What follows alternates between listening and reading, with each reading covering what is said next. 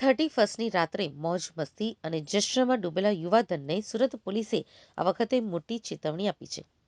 જો તમે નવા વર્ષના સ્વાગત માટે આયોજિત પાર્ટીઓમાં ડ્રગ્સ, દારૂ કે અન્ય કોઈ નશાકારક પદાર્થોનું સેવન કરવાનું વિચારી રહ્યા હો તો સાવધાન થઈ જજો. આ વખતે સુરત પોલીસની સૌથી મોટી તાકાત છે મોબાઈલ ફોરેન્સિક વેન એટલે કે FSL.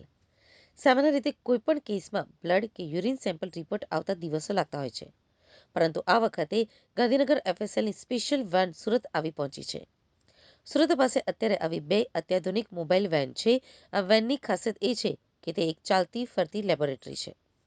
જ્યારે કોઈ પણ પાર્ટી કે ફાર્મ હાઉસ ઉપર પોલીસ દરોડો પાડશે ત્યારે આ વેન ત્યાં લાઈવ હાજર રહેશે. શંકાસ્પદ વ્યક્તિના સેમ્પલ લઈને આ વાનમાં રહેલા મશીનો દ્વારા તુરંત જ તપાસ કરવામાં આવશે. પછી ભલે તે કોઈપણ પ્રકારનું સિન્થેટિક ડ્રગ્સ હોય કે દારૂ, મિનિટોમાં જ દૂધનું દૂધ અને પાણીનું પાણી થઈ જશે.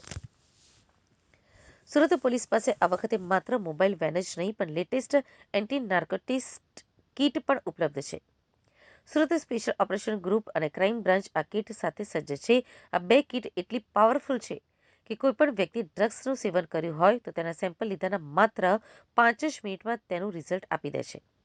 આ ટેકનોલોજીના કારણે હવે આરોપીઓ પોલીસે છેતરી શકશે નહીં કે મેં નશો નથી કર્યો. સ્થળ ઉપર જ વૈજ્ઞાનિક પુરાવા મળતા હોવાથી પોલીસ તુરંત જ ધરપકડની કાર્યવાહી કરી શકશે. સુરત શહેરના રસ્તા ઉપર ટ્રાફિક પોલીસ અને સ્થાનિક પોલીસના જવાનો 300 જેટલા બ્રીથ એનાલાઇઝર મશીનો સાથે તૈનાત રહેશે. ખાસ કરીને વેસુ, પીપલોદ, અડાજણ અને ડુમ્મસ જેવા વિસ્તારોમાં જ્યાં પાર્ટીઓનું પ્રમાણ વધુ હોય છે ત્યાં દરેક શંકાસ્પદ વાહન ચાલકની તપાસ કરવામાં આવશે.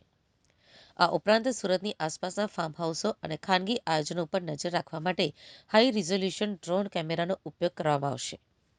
ડુમ્મસ રોડ અને અન્ય શાંત વિસ્તારોમાં પોલીસનું ખાસ ધ્યાન રહેશે.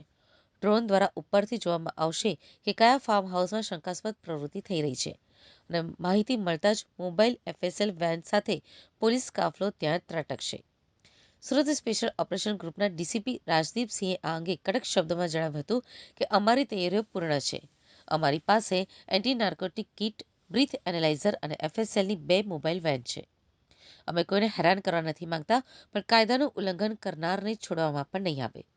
જો કોઈ 31ની રાત્રે મજા માટે કોઈ પણ પ્રકારનો નશો કરશે તો તેણે સજા રૂપે આખી રાત પોલીસ સ્ટેશનમાં વિતાવવી પડશે. અમે ટેકનોલોજીના માધ્યમથી લાઈવ ચેકિંગ કરીશું.